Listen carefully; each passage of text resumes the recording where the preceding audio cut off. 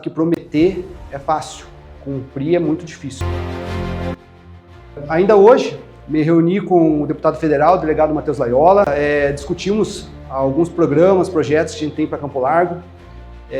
Digo que durante a minha campanha, no ano passado, em nenhum vídeo meu, nenhuma publicação minha, eu prometi atendimento público veterinário, hospital veterinário ou mesmo uma clínica pública veterinária, porque a gente sabe que prometer é fácil, cumprir é muito difícil. E a gente sabe do gasto que é envolvimento de pessoal, manutenção também, mas com certeza a gente não parou nenhum dia sequer. Estamos trabalhando e depois da reunião de hoje com o deputado federal Matheus Laiola, com certeza a gente está mais próximo e nisso o prefeito Maurício Fabem também está auxiliando muito e tenho a certeza que no segundo semestre de Campo Largo a gente vai ter uma grande novidade para a causa animal. É isso, então muito obrigado, boa tarde a todos.